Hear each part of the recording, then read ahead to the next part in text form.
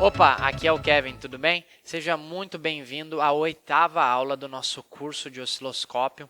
Seja bem-vindo ao canal, seja bem-vindo à página do Facebook, caso você esteja assistindo pelo Facebook, beleza? Então, nessa 8ª aula do nosso curso, nós vamos aprender sobre algumas ferramentas que são muito importantes para o diagnóstico com osciloscópio, que são os cursores e as medidas, tá? Os cursores e as measures. Vamos lá então, o osciloscópio já está aberto aqui. Lembrando, dá um pause aí no vídeo, já compartilha com algum amigo seu o vídeo, a aula de osciloscópio, tá? Vamos lá então, eu já estou com o sinal aqui configurado, trigger configurado, tudo bombando. Deixa eu botar aqui em DC.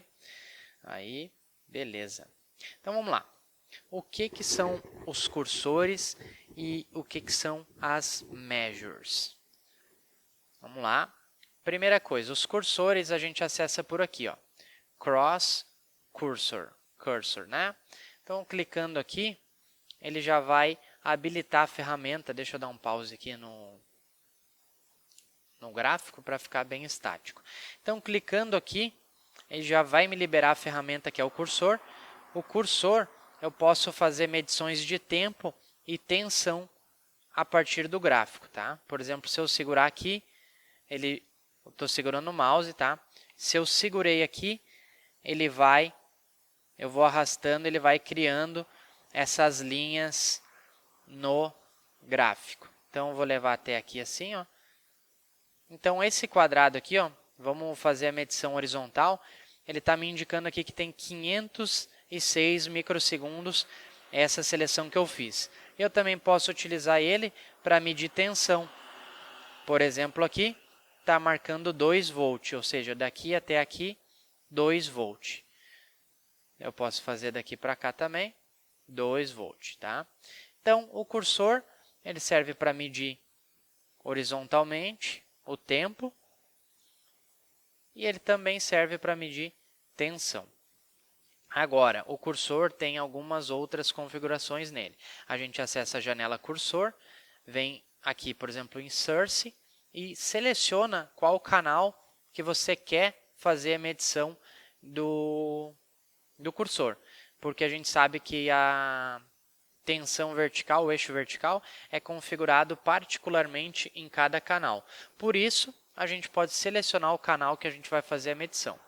E aqui em Type, nós temos o tipo de cursor cross, o trace, o vertical e o horizontal. O cross é a soma do vertical mais horizontal. O cursor horizontal, ele mede só tensão. E o cursor vertical, ele mede apenas tempo, tá? Agora, tem o outro cursor, que é o trace, que ele funciona bem legal também. Ele serve para quando você quer ver um ponto específico do gráfico, qual a tensão. Por exemplo, se eu clicar aqui, ele vai trazer o cursor para cá, vai apontar aquele quadradinho ali, indicando que é ali que ele está fazendo a medição, e vai me indicar a tensão absoluta daquela linha, por exemplo, 198. Se eu botar aqui, por exemplo, ele vai marcar lá, ó, menos 31 milivolt. Se eu colocar aqui, 1,98. Então, o cursor de traço, ele é interessante para quando você quer fazer uma medição em algum gráfico, quer ver a tensão especificamente. Porque, olha só, aqui está marcando 1,98. Eu poderia pegar o cursor de cross, pegar aqui o ponto 0 e levar lá. Olha quanto é que deu? 1,98. Mas, para isso, eu tenho que depender de acertar o zero absoluto aqui. E ficar cuidando para acertar o zero absoluto, quando você quer ter uma precisão, não é legal. Então, por isso, a gente usa o cursor de traço. Agora, outras ferramentas que a gente vai ver são as measures, que são acessadas por aqui. Measure, mesma coisa, source, a gente seleciona qual o canal que a gente quer realizar a medição.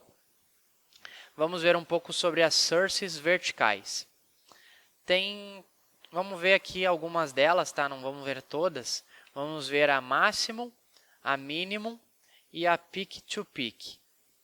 Máximo, deixa eu habilitar elas já aqui, ó. Máximo, mínimo e peak-to-peak, ok? Então, deixa eu dar pause aqui. O máximo, ele vai marcar em todo o mapa aqui qual foi a tensão maior desse canal. Ou seja, em algum ponto aqui desse canal, ele marcou 2,02. E essa foi a tensão máxima que o osciloscópio detectou. Então, a função máxima serve para quando a gente quer, por exemplo, ver qual é a tensão máxima que um sensor está gerando durante um ciclo, ou tensão máxima de um alternador, por exemplo, durante um ciclo. Enfim, tem diversas aplicações. E a tensão mínima é o mínimo.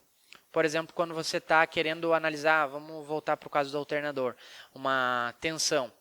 Então, você bota aqui tensão mínima, caso esse alternador dê uma queda, ele vai marcar aqui qual a tensão mínima que foi, lembrando que é daqui até aqui. E o peak-to-peak é a maior diferença de tensão entre o ponto mínimo e o ponto máximo, tá? No mapa inteiro também. Então, ele pode pegar, por exemplo, aqui deu mínimo de menos 94 e aqui deu máximo de 2,02. Então, se a gente somar 2,02 mais 0,094, vai dar 2,12. O peak-to-peak é a tensão máxima mais a tensão mínima, tá?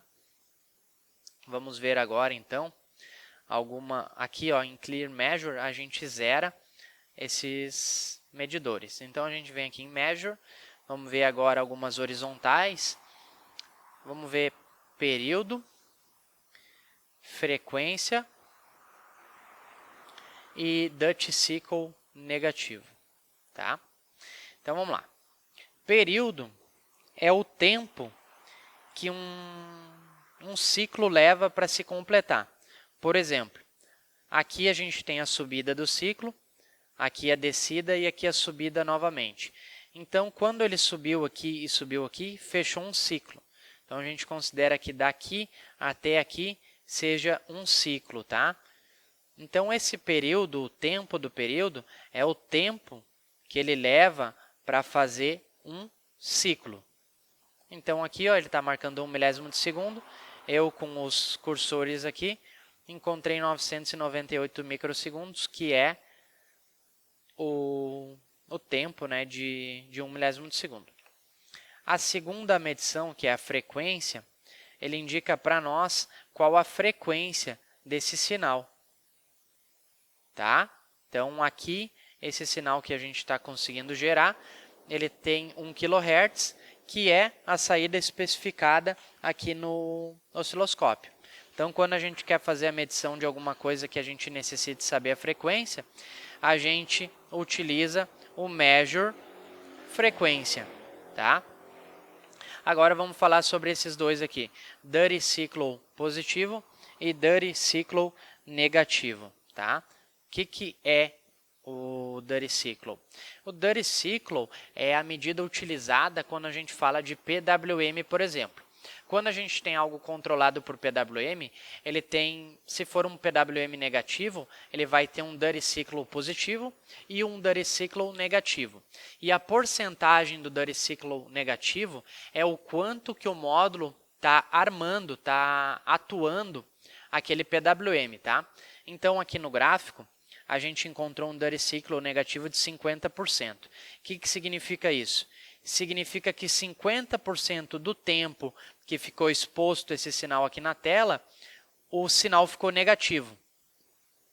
Obviamente, o Dirty Cycle positivo, se a gente habilitar ele aqui, vai dar 50% também, porque a soma dos dois Dirty Cycle tem que fechar 100%.